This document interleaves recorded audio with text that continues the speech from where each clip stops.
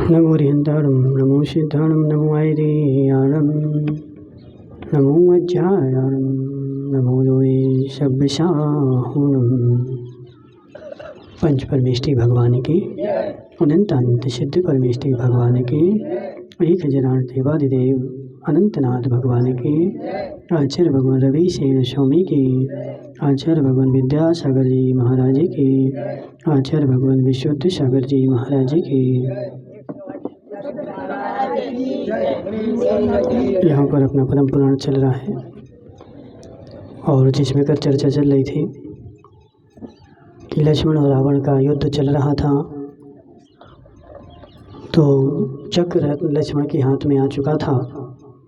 लक्ष्मण ने घुमा करके रावण की ओर फेंका और रावण का वक्ष स्थल उससे विलीन हो गया और रावण रणभूमि में गिर पड़ा। रावण का मरण हो गया और सारी सेना यहाँ वहाँ भागने लगी। सारे राक्षस कुल में शोक का माहौल बन गया। तदनंतर भाई को पड़ा देख महादुख से युक्त विभीषण ने अपना वध करने के लिए छुरी हाथ पर रखा। विभीषण ने भी हाथ में छुरी उठा ली और वह अपना वध करने लगा कि जब मेरा भाई मर गया तो मुझे जीने से क्या प्रयोजन है। सो उसको रोकने के लिए शरीर को निश्चिष्ट करती हुई मूर्छा आ गई। जैसे वह छुरी से अपना गला काटने वाला था तब तक उसको मूर्छा आ गई और वो गिर पड़ा। जब सचेत हुआ तब आत्मघात को इच्छा करने लगा। सुराम ने अपने रथ से उतरकर उसे बड़ी कठिनाई से पकड़ कर रखा। फिर थोड़ी देर बाद उसको फिर से होश आया और जब होश आया तो वह फिर से अपना घात करने लगा। तो राम ने इतने में आकर के उसको पकड़ लिया और पकड़ के रखा ताकि यह अपना आत्मघात ना कर ले। जिसने अस्त्र और कवच छोड़ दिए थे ऐसे विभीषण पुनः मूर्छित होकर पृथ्वी पर गिर पड़ा।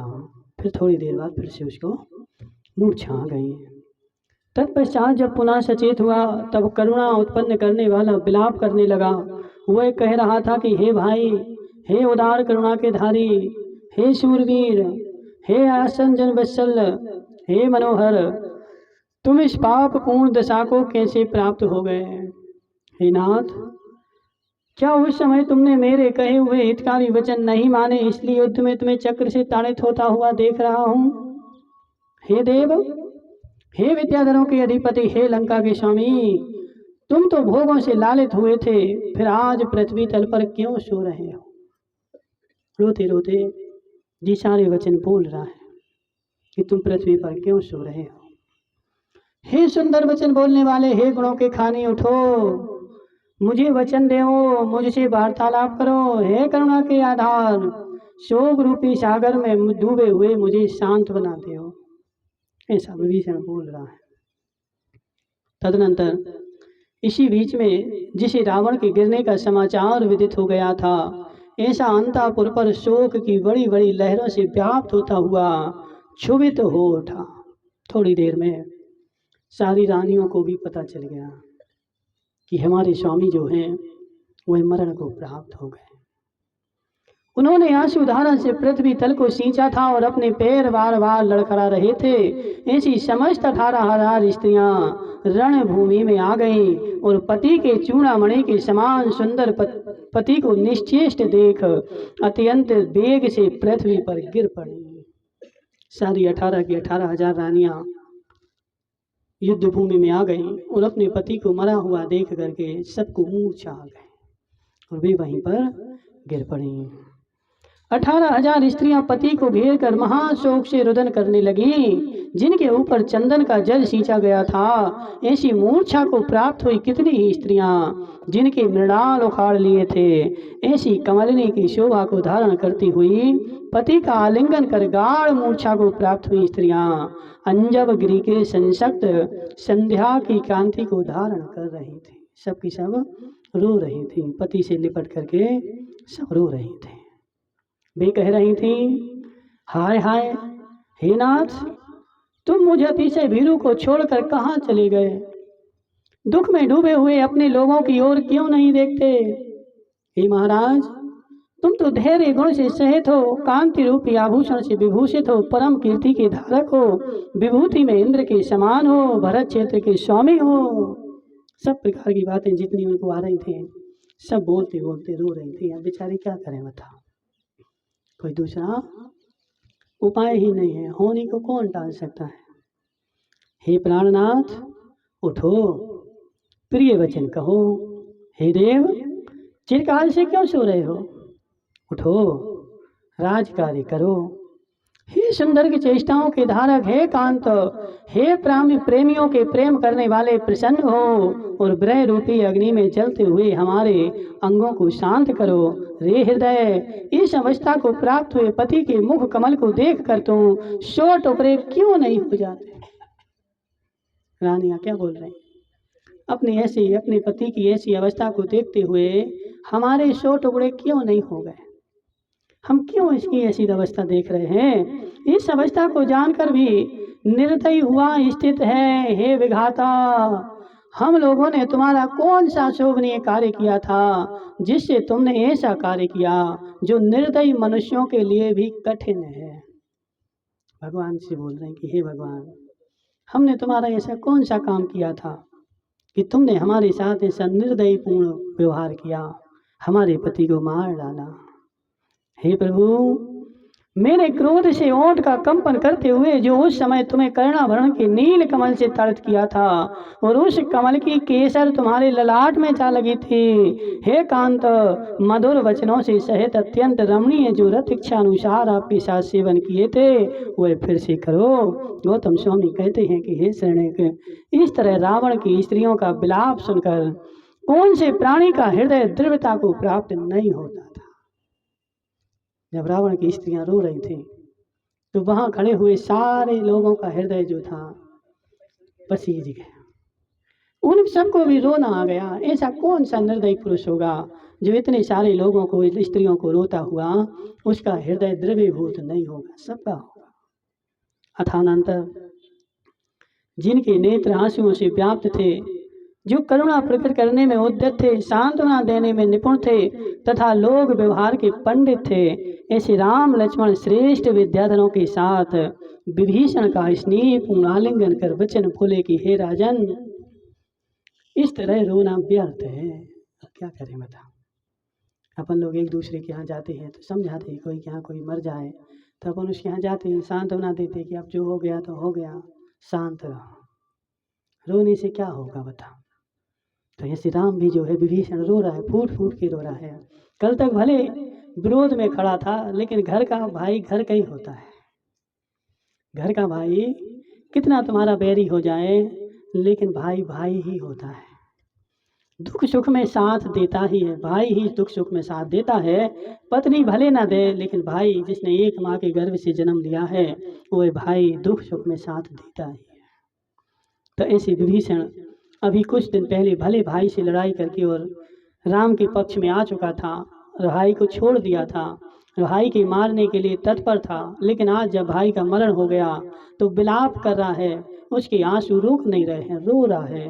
तो राम लक्ष्मण उसको समझा रहे कि हे भाई, अब रोना धोना व्यर्थ है, क्या होगा, जिसको जाना था चला गया, तुम्हारे रोने से वो लौट कर आने वाला नहीं है। अब विषाद छोड़ो, आप जानते हैं ये कर्मों की चेष्टा है। पूर्व कर्म के प्रभाव से प्रमाद करने वाले मनुष्यों को जो वस्तु प्राप्त होने योग्य है वह अवश्य ही प्राप्त होती है, इसमें शोक का क्या अवसर है। अब उसको मृत्यु प्राप्त होने वाली थी तो हो गई, अब शोक करने से, रोने धोने से कुछ मिलने वाला नहीं है। मनुष्य जब अकार्य में प्रवृत्त होता है वह तभी मर जाता है। देखो राम कितनी अच्छी बात बोल रहा है। मनुष्य जो है जब आकार्य में प्रवृत्त होता है, आकार्य में प्रवृत्त होता है मतलब खोटे कार्य में प्रवृत्त होता है, जब आदमी बुरे काम करता है उसी क्षण मर जाता है। भले वो जिंदा लाश भूतों की जैसे घूम रही है, लेकिन जैसे आदमी बुरे कार्य करने में प्रवृत्त हुआ उस समय उसकी अंतरात्मा मर चुकी है। एक छोटा सा बच्चा है, 1 साल का, 2 साल का, उस सबको अच्छा लगता है, क्यों लगता है, और वही बच्चा जब 18 साल का हो जाए तो है। जब छोटा सा था उसका मन जो था वो आविकारी था, उसके मन में कोई खोट नहीं थी, उसके मन में कोई बुरे विचार नहीं थे, उसके मन में कोई बुरा कार्य करने का मन नहीं था, भाव नहीं था। इसलिए वह बच्चा जो था सबको अच्छा लग रहा था। लेकिन जैसे जैसे वो बड़ा होता गया, उसके अंदर में बुरे कार्य प्रारंभ होते गए, वह लोगों की अप्रीति का कारण बन गया। जिसको लोग उठा लेते थे आज उसको देखना पसंद नहीं करते। निर्मल जी, तुम भी जब 1 साल के थे सब लोग तुम्हें गोद में उठा लेते थे, चॉकलेट खिलाते थे, चलो खा लो, गुड़ खा लो, चॉकलेट खा लो, मीठा खा लो। अब खिलाते हैं? नहीं खिलाते। क्यों नहीं खिलाते बता? क्योंकि अब हमारे मन में जो है राग द्वेष बैठ गया है। उस समय शत्रु भी उठा लेता है।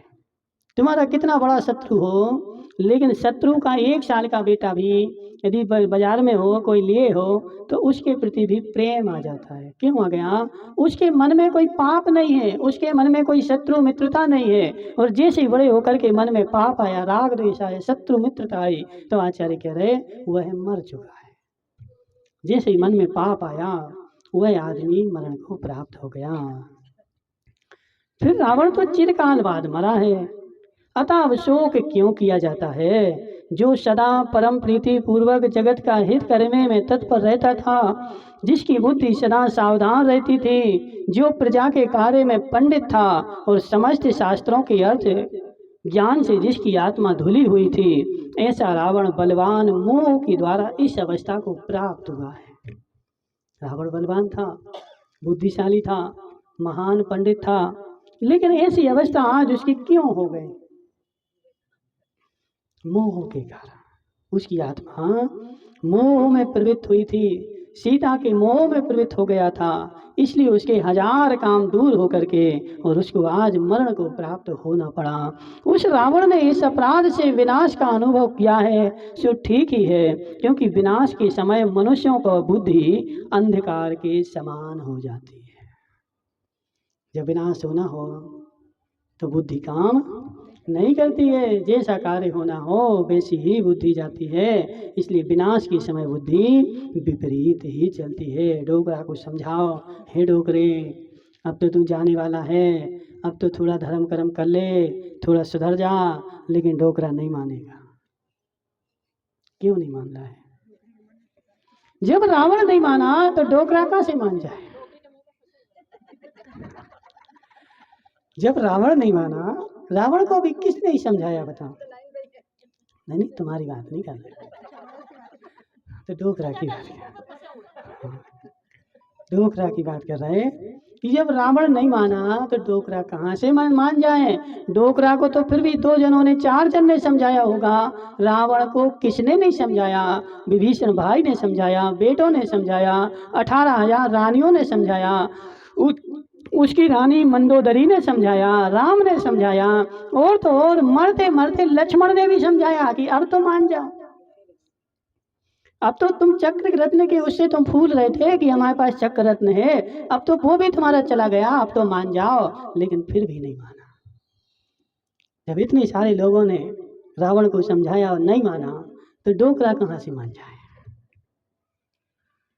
डोकरा के हाथ में तो अभी चाबी है तिजोरी की, वो कैसे मान जाए? समझ रहे? हाँ, तो रावण के पास तो सब कुछ था इसलिए अभिमान है, लेकिन डोकरा के पास तो कुछ नहीं है।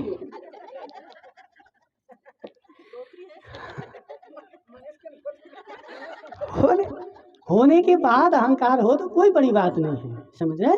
अब 3 खंड की जिसके पास संपदा थी, 18,000 रानियां थी, करोड़ों हाथी थे, घोड़े थे, सोने की लंका थी, उसको अहंकार हो तो फिर भी समझ में आता है हमारे पास क्या है बताओ? रावण के सामने हमारे पास क्या है? रावण जिस रथ पे बैठा था उस रथ में 1000 शेर लगे थे, पता था? 1000 शेर उसमें जुटे हुए थे जिस पे वो बैठा था। हमारे पास तो 1000 गधा भी नहीं है। कहाँ है बता? तो इसलिए फिर भी हमें अहंकार है, फिर भी डोकरा नहीं मानेगा। इसलिए यहाँ पे बोल रहे हैं सो ठीक ही है। क्यों है ठीक? क्योंकि विनाश के समय प्राय करके बुद्धि विपरीत ही हो जाती है। जिसका विनाश होना है, अभी बहुत सारे लोग क्या है, अब जब मरने ही लगे तो 1 घंटा पहले बोलते अब दीक्षा दे दो, अब कहा क्यों दीक्षा दे दो। मरने ही लगे, अब तो 100% कोई उपाय ही नहीं है, सांस गले तक आ गई, अब दीक्षा इनको दे दो, अब क्या दीक्षा दे दो। मंगलेश दादा अभी दीक्षा लो तो काम की है। अब मरते समय जब मरने ही लगे और घंटा भर सांसें ही आधी उल्टी चल गई, अब जबरदस्ती तुम उसको पीछे पकड़ा दो तो वो कोई मतलब नहीं है। जीते जी चलते फिरते वह दीक्षा ले, चर्या करे, सामायिक करे, केश लंच करे, ध्यान करे, तो कर्मों की नजरा हो। अब वो कुछ तो कर नहीं पा रहा है, वो तो जबरदस्ती, तो उसको जान नहीं था, तुम्हें जो करना है उसको कर लो। स्वेच्छा पूर्वक दीक्षा ले, इच्छा पूर्वक दीक्षा ले, दीक्षा लेकर के अपनी चर्या करे, विधि विधान से कार्यक्रम करे, तो उसकी निर्जरा हो और वह दीक्षा उसके लिए कार्यकारी बने। मरते समय तो ठीक है, अब जो है सो है, ठीक है शांतिलाल जी। तदनंतर राम के कहने के बाद अतिशय चतुर भावमंडल ने परमोत कट माधुरी से धारण करने वाले निम्नांकित वचन कहे। अब भावमंडल भी सब लोग समझाएंगे, जितने लोग होंगे ना वो सब समझाएंगे। उसने कहा, हे विभीषण, भयंकर रण में युद्ध करता हुआ महामनस्वी रावण वीरों के योग मृत्यु को मरकर आत्म स्थिति अर्थात स्वर्ग स्थिति को प्राप्त हुआ है। अब सब लोग बोल रहे, भले नरक में डोकरा चला जाए, लेकिन मोहल्ला वाले तो यही बोल रहे स्वर्ग में चला गया। डोकरा बेचारा कितना खूसट हो, कितना कंजूस हो, जीवन भर 1 रुपया दान नहीं किया हो, भगवान का पूजा पाठ नहीं किया हो, लेकिन सब लोग ऐसे ही बोलेंगे, तो डोकरा कहाँ गया? स्वर्ग में चला गया, ताकि घर वाले शांत रहें। लेकिन तुम बोल तो सकते, लेकिन भेज नहीं सकते। भेजेंगे तो तुम्हारे कर्म ही, जैसा तुमने किया है वैसा ही मिलेगा, किसी के कहने से नहीं मिलेगा। अब यहाँ पे भामंडल ने बोल दिया क्या कि विभीषण, तुम्हारा भाई जो है वो स्वर्ग को गया, तुम रो नहीं। जबकि रावण कहाँ गया बताओ? नरक में गया है, सबको पता है। तो ऐसे अपने बारे में भी सबको पता है। जो आदमी जीवन भर दया नहीं करे, दान नहीं करे, धर्म नहीं करे, किसी के ऊपर वो कभी भी परिग्रह नहीं छोड़े, तो कहाँ जाएगा बताओ? नरक में जाए। नरक के अलावा दूसरी उसकी स्थिति हो ही नहीं, व्रत नियम संयम नहीं ले तो कहाँ से स्वर्ग मिल जाए? नरक में ही जाना है। लेकिन अपन लोग उनके घर वालों को सांत्वना मिल जाए इसलिए बोल देते स्वर्ग में गए। हाँ साथी, ठीक है ठीक है, स्वर्ग में गए तो डुकरिया शांत हो जाती। हाँ तो अच्छा है जी। तो ऐसी किसने? भामंडल नहीं बोल दिया, तुम्हारा भाई कहाँ गया? स्वर्ग को प्राप्त हुआ है। जिस प्रभु का मान नष्ट नहीं हुआ उसका क्या नष्ट हुआ? अर्थात कुछ भी नहीं। यथार्थ में रावण अत्यंत धन्य है जिसने शत्रु के सन्मुख प्राण छोड़े हैं। रावण कैसा है? धन्य है। क्यों है धन्य? उसने रणभूमि में प्राण छोड़े हैं, शत्रु के सम्मुख खड़ा होकर के, और उसने मरना पसंद किया है। रण छोड़ के तो नहीं भागा, पीठ दिखा के तो नहीं भागा। पीठ दिखा के भागा होता तो कायर कहलाता, लेकिन अभी तो जो है वह वीर गति को प्राप्त हुआ है, वीर है। वह तो महाधैर्यशाली है, वीर है, अतः उसके विषय में शोक करने योग्य बात ही नहीं है। लोक में जो क्षत्रिय अरिदमन के समान है वे ही शोक करने योग्य हैं। एक राजा अरिदमन हुआ है, उसके समान है, वो शोक करने योग्य है। तो राजा कौन है अरिदमन? बता रहे। उसकी कथा इस प्रकार है। अक्षपुर नामक नगर में लक्ष्मी और हरिध्वज से उत्पन्न हुआ अरिदमन नाम का एक राजा था जो इंद्र के समान संपत्ति से प्रसिद्ध था। वह एक बार नाना देशों में स्थित शत्रु समूह को जीतकर अपनी स्त्री को देखने की इच्छा से अपने घर की ओर लौट रहा था। तीव्र उत्कंठा से युक्त होने के कारण उसने मन के समान शीघ्रगामी घोड़ों से अकस्मात ही पताकाओं और तोरणों से अलंकृत नगर में प्रवेश किया। अपने घर को सजा हुआ तथा स्त्री को आभूषण आदि से अलंकृत देखकर उसने पूछा कि बिना कहे तुमने कैसे जान लिया कि ये आ रहे हैं? राजा आ रहा था लेकिन उसने समाचार नहीं भेजा। उस समय फोन भी नहीं था कि हेलो कर दो, हेलो। हाँ तो फोन कर देते, लोग आ रहा हो तो टुकरिया को फोन कर देता हमारा है, समझ रहे? लेकिन उस समय तो कोई फोन वोन नहीं थे ना, कोई पता ही नहीं था। पहले संदेश भेजना पड़ता था, लेकिन उस समय फोन ही नहीं थी। तो राजा ने पूछा कि तुम्हें कहाँ से पता कि हम आ रहे हैं? स्त्री ने कहा कि हे नाथ, आज मुनियों में मुख्य अवधि यानी कीर्तिधर मुनिराज पारणा के लिए आए थे। मैंने उनसे आपके आने का समाचार पूछा तो उन्होंने कहा कि राजा आज ही अकस्मात आवेंगे। रानी को कहाँ से पता चला? एक कीर्तिधर नाम के अवधि ज्ञानी मुनिराज पारणा करने के लिए आए थे और वह राजा के महल में पारणा करी थी। तो जब महाराज बैठे तो रानी ने पूछ लिया कि हमारे राजा कब लौट के आएंगे? तो महाराज ने अवधि ज्ञान से बता दिया वह आज ही अकस्मात बिना बताए आएंगे। इसलिए सारी रानी तैयार हो गई और राजमहल को सजा लिया। राजा हरिरमन को मुनि के भविष्य ज्ञान पर कुछ ईर्ष्या हुई, अतः उसके पास जाकर बोला कि यदि तुम जानते हो तो मेरे मन की बात बताओ। और वो राजा हरिरमन दमन जो था अधर्मात्मा था, उसको मुनिराज के ज्ञान के ऊपर शंका हुई और उसने क्या कहा कि यदि तुम इतने ज्ञानी हो और तुम मन की बात जानते हो तो बताओ हमारे मन में क्या चल रहा है, हमारे मन की भी बता दो। मुनि ने कहा तुमने मन में यह बात रख छोड़ी है कि मेरी कब और किस प्रकार मृत्यु होगी। मुनिराज तो अवधि ज्ञानी थे, उसके मन की सारी बात जान गए कि जो राजा है वो सोच रहा है कि मेरी मृत्यु कब होगी और कैसे होगी, ऐसा वो मन में विचार कर रहा था। मुनिराज ने बता दी, सो तुम आज से 7वें दिन वज्रपात से मरकर अपने विष्टागृह में महान कीड़ा होगे। और मुनिराज ने दशा भी बता दी कि आज से 7वें दिन तुम्हारा मरण होगा और मरण होकर के क्या होगा, अपने ही विष्टा में महान कीड़ा होगे, नहीं बड़ा सा कीड़ा बनोगे तुम। वहां से आकर राजा हरिदमन ने अपने पुत्र प्रीतिंकर से कहा कि मैं विष्टागृह में एक बड़ा कीड़ा होऊंगा, सो तुम मुझे मार डालना। ये जो कहानी है ये 2-3 प्रकार से अलग अलग 2-3 राजाओं में आती है। ठीक है, कोई भी कहानी है 2-2, 3-3 प्रकार की अलग अलग नाम से आती है। ठीक है, तो अपन को सब प्रकार कहानी में से सार ग्रहण करना चाहिए, उस कहानी का सार क्या है। ठीक है, राजा कोई भी हो, नाम कोई भी हो, उससे ज़्यादा मतलब नहीं है, उसमें सार क्या है। ठीक है, तो तुम क्या करोगे, तुम मुझे मार डालना, मैं बड़ा सा कीड़ा बनूंगा तो मुझे मार डालना। तदनंतर जब पुत्र विष्टागृह में स्थूल कीड़ा को देख करके मारने के लिए उद्यत हुआ तब वह कीड़ा मृत्यु के भय से भागकर बहुत दूर विष्टा में घुस गया।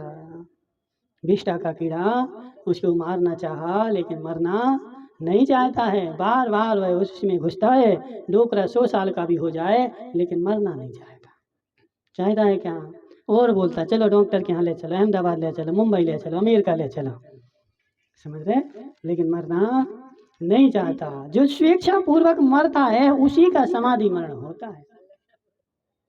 100 साल के हो गए, अब डॉक्टर के यहाँ क्या जाना, बोलो जाना है क्या? अब तो मृत्यु निकट आ गई ना, तो स्वेच्छा पूर्वक खुशी खुशी मृत्यु को गले लगाओ, डॉक्टर की याद क्यों आ रही?